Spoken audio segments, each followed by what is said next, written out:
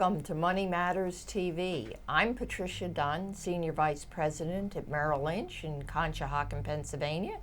I'm your host today, and joining me today is Jim Butler, the Director of Financial Planning at FourFront Advisors, LLC.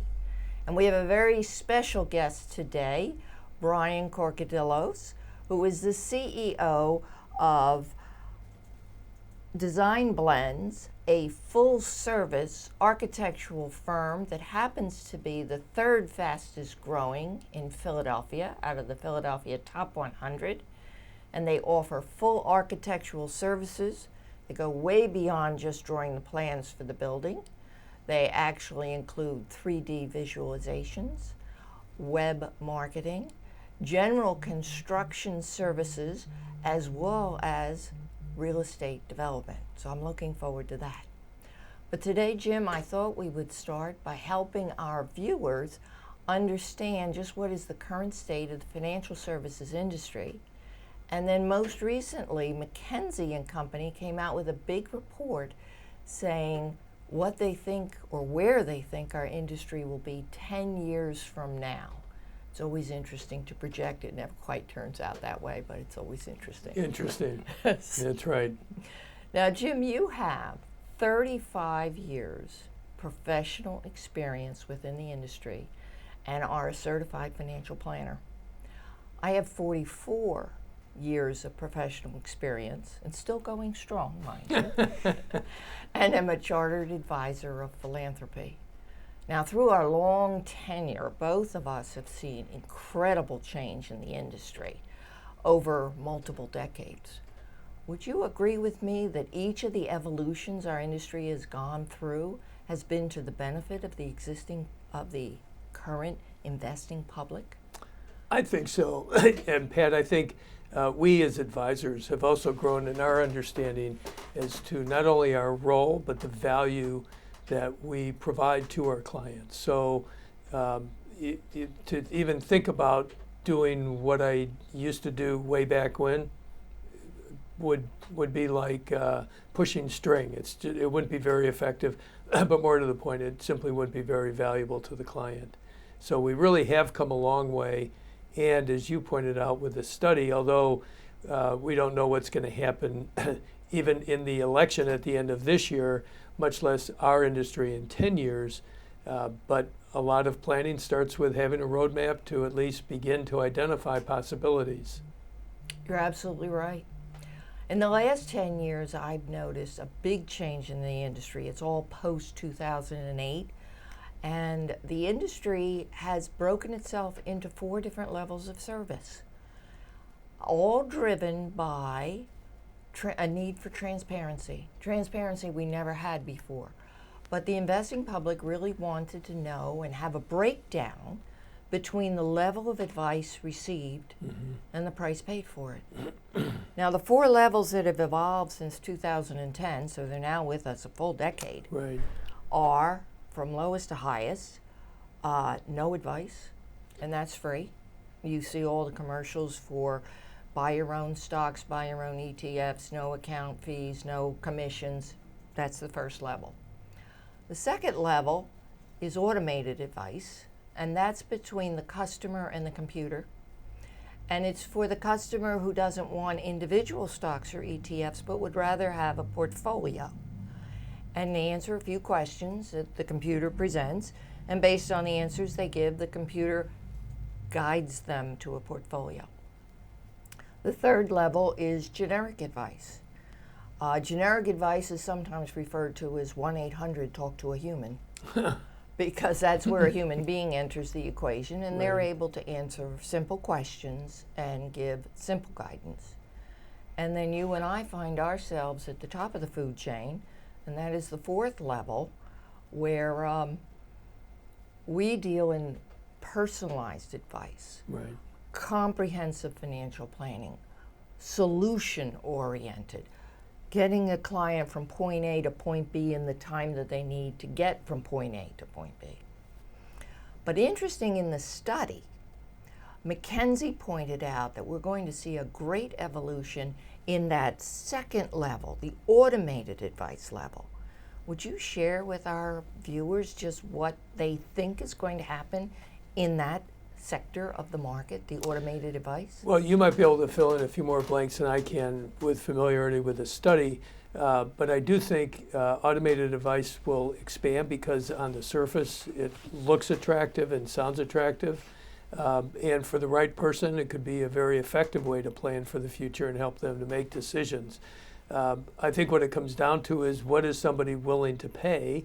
That's kind of at the surface with regards to the automated advice. But are they getting to where they want to be, and are they doing that with confidence so that when they pick a goal, whether it be education-based, being able to open a new business, being able to buy a second home, be in a position where they no longer need to work to generate income, big decisions, and some people can make those on their own. I mean, in fact, I might say we all can, but how effective are you at doing that? And are you, how is your ship guiding in the sea that points you to those goals without being swayed as a result of market developments and short-term noise? So the automated advice channel may expand, Pat, and I think for a certain population it can be very effective. And we'll see how that unfolds. But because we don't live there, I am aware of it, but don't pay a whole lot of attention. What do you know based on the study? It's very interesting. I've been watching this channel because this channel truly serves the underserved in the financial services industry because the minimums are so low. It's typically $5,000. Mm-hmm. But the key has been how they answer the questions. Because based on the answers they give, the computer, who doesn't know any better, just simply spits out a portfolio. And you and I both know that's dangerous because every investor thinks of themselves as conservative, even though they may be wildly aggressive. Right. So if they don't answer the questions right, to your point, they may not get to where they want to go when they want to be there. So what McKinsey's saying is they see this sector of the market expanding beyond just providing a portfolio to being more like a Fitbit situation. Now, they're not going to count steps that you took today, yesterday versus last month, but they are going to, as they get more data on their customers, because these are customers at this level, not clients, they're going to be able to say, Jim, you want to send Billy to college in 15 years. Let's start a savings plan so that you can save to cover 3 college credits a month. And Jim will start working on that. And then the computer will tell him the next step. Mm-hmm. Now it's time to start thinking about putting money away in a retirement plan. And these little baby bite-sized goals will start training them. And then ultimately they would then graduate to the generic level, the 1-800-TALK-TO-A-HUMAN. Right. Minimums there are like $20,000. So it's not going to take long at the automated level to get up to generic. Right. But there they typically work with someone fresh out of college, degree in finance, degree in economics, have all the licenses, can answer simple questions, have a limited toolbox of investment strategies with audited track records, which we haven't seen in the first 2 levels, and you graduate from being a customer to being a client, which means they'll actually start to get annual reviews to see whether they're not still on track. Right. So I think if McKinsey's right, this is going to be a real boom for the underserved, smaller account holder. Why don't you share with our viewers what's it like when they're ready to graduate to our turf, top of the food chain, personalized advice? Well, I think at the top of the list, really, Pat, is for folks to find somebody they trust and have confidence in. That's number one. And probably the best place to start is to turn to either trusted friends or other advisors, whether that's an attorney, an accountant, or somebody within the business community that they know is probably of good and sound judgment so they can get a referral in. certainly that's where our strongest relationships come from, which is from existing clients. So I think within that network or influences that people naturally have is the best place to start. You're absolutely right. You and I tend to work with business owners, with executives, with professionals, and with their families. They come to us for hyper-personalized financial planning, goals-oriented. Mm-hmm. What is it we're trying to achieve? What's it going to cost to achieve that? What's the time frame? And we walk with them step by step through the entire process. We bring to the table not just portfolio management, but also insurance, life insurance, long-term care coverage, lending, could be home loan lending, could be personal lending, line of credit to help an executive facing a potential layoff. I do a lot of work in the philanthropy and legacy area, so we do a lot of trusts, including the trustee IRA, which is very popular for legacy planning. Mm-hmm. So it's very important that when they call, it's not 1-800-TALK to a human. It's 1-800-TALK to Jim. It's 1-800-TALK to Pat. Right. Okay. Right. And we have relationships that help our clients not today, but also for their families in the future. Right. Right. So, Jim, are you up for a question from our viewer? Let's go. All right. Our viewer today is Paul Rhodes from Philadelphia. And Paul asks, what are the best mutual funds for buying bonds? So I'll keep the answer to the point because he's saying mutual funds, and there's really two ways to approach that. One is through an actively managed portfolio, and another is through a passive. Passive would be more index funds or an ETF. And the advantage to an ETF or an index fund is twofold, again, to keep it simple. One is broad diversification, certainly within the bond sector. And then the other is low cost. So if they simply want exposure, this person, Paul, wants exposure to a broad sector and to hold costs down, passive may be the way to go. On the other hand, to help manage things like interest rate risk and movements in the market, an actively managed portfolio may serve the portfolio better in the long term. And within that category, well, within the ETF category as well, but then you want to decide what quality of bonds do you want? Do you want a high quality, which is investment grade? Do you want to go to lower quality, which might be more in the high yield category? Do you do something that's referred to as multi-sector, which is a bit of a combination of the two? Do you go into government bonds? Do you go into municipal bonds? So it's not a black and white issue, as you know, Pat. It's a little more involved, but that's kind of the 30,000-foot answer. Great answer. Now, for our viewers out there, here's how you would send in your questions to put your hosts on the spot.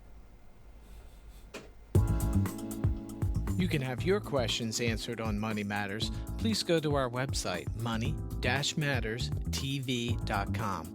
On our homepage, click on the banner on the right that says, Send us your questions. While you're on our website, you can find information about our hosts and guests, as well as show notes and links about this show and past shows. Money Matters is also available as a podcast on iTunes and Stitcher, so you can listen to Money Matters while you're on the go. That website address, again, is money, M-O-N-E-Y, -matters, M-A-T-T-E-R-S, TV.com. Welcome back. Now for the fun part of our show, we're going to be turning it over to our guest, Brian Corcodilos of Designblendz. As I mentioned, the third fastest growing company of the Philadelphia 100 for 2019. Full architectural services from real estate development, doing the plans for building the building, web design, for web marketing, 3D visualization, and general construction services. Welcome, Brian. Thanks for having me. Appreciate it. I want to know why we're seeing in this economy such an influx of real estate development in Philadelphia. It's wild, isn't it? It is. It's amazing, actually. You know, I came into Philadelphia here in 2008 for college, and there's areas of the city that you would go to and not feel comfortable. Same areas, fast forward a decade from then, $1 million homes. Mm-hmm. It's absurd. I think there's a lot of factors driving it in Philadelphia. For one, you know, biggest thing they teach you in real estate is location is everything. Mm-hmm. And I think Philadelphia's location, people are just realizing how well it's situated, not only from New York, but DC, Baltimore. There's a lot of pressure putting on Philadelphia from these different markets, as well as access to the shore. I didn't realize coming to Philadelphia, you know, everyone goes down the Atlantic City Highway and goes south of there, and it's amazing. And because I grew up in New Jersey, Central Jersey, so I always went to the northern beaches. But I think that amount of pressure from the economics of Philadelphia, where it sits, it's an undervalued market right now. So we're seeing a big influx of that. I also think that it has a lot to do with the 10-year tax abatement that's coming right now in the city of Philadelphia. There's also, at the national level, there's an opportunity zones, which people, I don't know if they're familiar with, but it's essentially taking capital gains and putting it into a fund that, you know, not only is less tax, but also deferred gains on 10 years from now. So that's also driving a lot of the economics, you know, around why Philadelphia is a booming real estate market at the moment. So you mentioned the tax abatement as an incentive. Is that only in Philadelphia County? So right now, the city of Philadelphia has a 10-year tax abatement, and essentially what it does is, if you're developing a piece of land, you can go and apply for it, and it's by right. Essentially what happens is you do it as soon as you have your building permit in hand, and within 60 days you apply for the abatement. So if you're developing a raw piece of land, and let's say that land is assessed at $100,000 and your tax on that's $1,000 a year. What it means is when you put that new building on it, for 10 years, you're still paying tax on that land, not the improvements upon it. So what's happening right now, and again, the thing to realize is that, you know, most people that think this 10-year tax abatement is for real estate developers. It's actually not. It's for the people that are moving into the home, right? As real estate developers, we're just where the opportunity is, right? If that wasn't here, we probably would be elsewhere developing real estate, right? So it actually serves the homeowner that's moving into their new home or their new apartment building or their condo building, right? So that 10-year tax abatement is not necessarily for the real estate developer unless they're holding the piece of property. In other words, it's for the demand side of the equation. Correct. It's for those of us moving into 100%. and to generate interest in those particular areas. And those upcoming areas of the city that you normally wouldn't walk in after 7 o'clock at night. Aha. Yep. Well, would you tell us a little bit about Designblendz? Of course. And what made you go into real estate? Sure, yeah. So I'll start with the reverse. So what got me to it, I grew up in the restaurant industry in New Jersey. My grandfather owned a diner, my dad owned a deli, my uncle owned a deli. So I grew up, you know, I remember like being in 3rd grade and wanting to go home sick so I could go and cook at my dad's deli. Like it was at that level, right? But, you know, transitioning off towards, you know, got time for college, you know, I didn't really want to continue working in the restaurant industry. I watched my relatives working it 7 days a week. So that transitioned me towards architecture to go design restaurants to work in, not necessarily work in them. And you know, fast forward to today, I work roughly 7 days a week. It's okay. It's weird how the world works. But that got me started in architecture school. Designblendz, actually, we started as a blog talking about different disciplines of design and how they overlap to create a better built environment. And that slowly stemmed to not just writing about that, but also acting upon it. So, you know, today, fast forward, you have 31 people in our office. Architects, industrial designers, graphic designers, software developers, construction managers, project managers, administrative support, you know, a whole collective of people that come from different backgrounds and different design disciplines working together to create a better built environment. And today, you know, breaking down the company, you know, we have an architectural staff. Last year in the city, we were responsible for 1 out of every 18 new construction permits in the city of Philadelphia. We also have a visualization and marketing team, like you mentioned, that helps developers, not only here in Philadelphia, but around the nation, pre-sell and pre-lease real estate ahead of time. A recent project we just worked on here was the Laurel. There was a $25 million penthouse condo that got listed. They hired us to do the interior design work, as well as the renderings that look photorealistic that went out in Philadelphia Magazine to attract a buyer for that. So not only can we design, but we show it ahead of time before concrete's even being poured. And then on the general construction side, we're comfortable right now building anything from 1 to 20 units of construction, ground up. So whether that's a $1 million single-family home or a multi-million-dollar apartment complex, our team is doing a lot of that work, Designblendz, where our team designs it as well as we build it.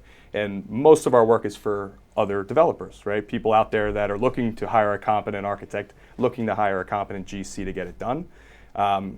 So we cover all those bases as a vertical integration solution for the city.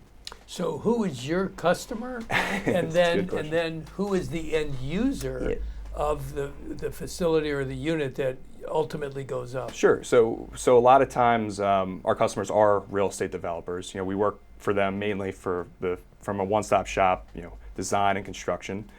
We also work for a lot of realtors that are selling new construction. So they might be working for another developer that doesn't use us to design it, but we're then working with them to provide them visuals and marketing collateral to pre-sell and pre-lease it. Okay. We also work for homeowners. There's homeowners that find us, hey, they want a third-story addition. Right. They want to buy a piece of land. Like we recently did a project in Fishtown where father was looking for a piece of land to build a house for his daughter who was renting in the city, paying $2,800 a month in rent in the city, wanted to build a $400,000 house, and interest on that and principal on your mortgage is a lot less than $2,800 a month. So it just gives a sense for what people are doing, and how we can help them is essentially, as long as you're within real estate or have a real estate need, there's probably a good chance we could work together. Well, let me stay with that for a moment. How long does it take to build a single-family home in Philadelphia today? It's a great question. So if you came to my conference table, we signed a contract that said, hey, we're going to design and build you this single-family home, I would say 365 days from today. That's what I tell everybody. Okay. And that varies. That would be a by right project, meaning we could submit your zoning drawings, submit your permit drawings by right, meaning it's what your land is or what your building is, we can do it. Goes through the city, typically in the city for a couple months. They might spit it back with a couple questions. We're resubmitting on their answers. And then construction right now on a single-family home, I think the fastest we've ever built something in the city is like 4 months and a week, a single-family house, up to about 6 months. So I would just say 6 months to be conservative. So you're looking 4 to 6 month timeline and a 6 month build timeline. So 4 to 6 months for your permits that are required, and then 6 months to build. So what are you seeing in Philadelphia in terms of trends? What types of projects are you working on? And then right next to that is, do you extend beyond Philadelphia County? Yeah, so regarding the extent, so we have also a small micro office up in Montclair, New Jersey right now, approaching the Jersey City and Newark marketplace. Okay. It's just handling architectural and visualization work. But I would say in Philadelphia right now, a big trend is we have a lot of outside, again, this is money matters, right? A lot of outside capital coming into the city, a lot of developers that typically don't build in the city, but are building in other metro markets around Philadelphia, seeing Philadelphia as an opportunity and coming here and dropping capital. So what do they see about Philadelphia that's attracting their attention? I believe a couple things. So one of the things that when I came to Philadelphia originally in 2008, people, the millennial generation would come here for school and they would leave. Right. They are now staying. They're now staying. So there's also a demand for housing. Philadelphia in its prime was 1 million more people than we are today. So I feel like there's also a need for housing, and we also have a demand, and we can fill space still here in Philadelphia. There's still a lot of opportunity. So I'm excited for what's coming to Philadelphia. I don't even think it's really gotten started yet, which is exciting. Well, that leads to a real hot button in Philadelphia. What are your thoughts on gentrification? Yeah, it's a hot topic. I think there's people that obviously are at polar ends on when you say gentrification. You walk in a room here, you have the people that are on this end, you have the people that are on this end. I was recently, I gave a talk at Year Up, which is, I'm actually a board member of Year Up, providing underprivileged kids the opportunity to go into college and to work at big financial companies. And I was doing a speech there, and one of the students actually asked me, what are your thoughts on gentrification? Do you agree with it? And I said, one of the people I follow is Tony Robbins. I'm not sure, Tony Robbins is a big player. He says, the only way to get out of your current situation is to raise your standards. You get what you can tolerate, right? So I look at it like this. I go to areas of the city, and there's houses around. And then you look across the street, and there's a vacant lot. And you look on the ground, there's needles, there's just trash, there's overgrown grass, fences, abandoned cars, and it's like, do you tolerate that across from where you live? I wouldn't, right? So when I said this to this student, he looked at me and his jaw almost dropped, and he was like, he didn't say anything. And I said, it's how you raise your standards is what allows you to exist. And you know, I would say gentrification from my world, it's doing good. You know, the other people would say it's pushing people out of neighborhoods, but I would also say that's incorrect. I would say they're getting pushed out because they might be latching on to a buyout that isn't real. You know, maybe that buyout, they should hold on to their piece of land and stay there, exist, and provide and benefit the community. So, you know, gentrification, it's a hot button topic, but I think there's two sides to it. Yeah, everyone has their opinion. I'm not saying mine's right. I'm just saying that's what I believe. Are there any newer technologies, Brian, that you are using in your company, and then even within your industry? Yeah. So one of the things that's been going on from an architecture construction standpoint, this technology is called BIM. It's building information modeling. So what does that mean? Let's use a car company, Toyota, for example, right? They have their factories, they build their cars, they assemble everything. Do you think they're just out there winging it? Or do they know exactly where that nut and bolt and that plastic meets up? So on big buildings, on skyscrapers like Comcast 2, BIM is what allows that building to go up from a vertical integration for all the people that are working on that environment, both physical and virtual. So you have the structural engineers, the architects, the mechanical engineers all working together in this virtual environment. What's happening now is that technology is now trickling down to single-family homes. So our firm, right, when we're working on a architectural drawing set, it's not just line work. Every piece of that home has a physical parameter to it, a 2x4, a 2x6, structural members that are running through it.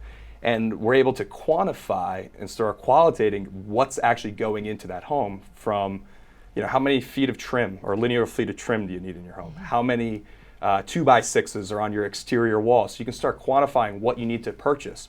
And not only that, you can make well-informed design decisions from a monetary standpoint. So now you have this virtual environment that can then be transitioned into 3D visualization, renderings, and building a virtual world that's coming to exist in a physical world. That's exactly what I was thinking as you were saying it, that how does 3D visualization fit into this?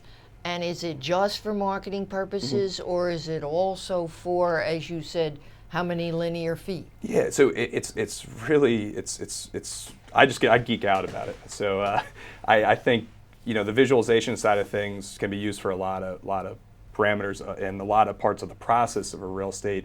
You know, we see it from a building standpoint. You know, we have a builder out there. What does the facade of the building look like? They can look at the rendering and see it. But what people are demanding, and I can thank, I guess, you know, television, HGTV, those DIY networks out there, people are demanding this now. They used to be a luxury, right, that you need a rendering. People want to know what their car is going to look like. Right. They want to know what it feels like when you sit in it. Right. So what do? They go and they sit in it before they buy it. Brian, Right. we have to bring to a close Yep. here. I'm sorry. It's okay. This is absolutely fascinating. But I do have to tell the viewers who our next guest will be. Yep. And that is Tim Perula, who is a PhD and a CEO, an odd combination. But nonetheless, it's for a company called Opticera. And Opticera is a biological company that targets premature cell death with diseases such as diabetes and pulmonary fibrosis. I'm sure that's going to be a fascinating guest to have on our show. Until our next time, remember, your money matters.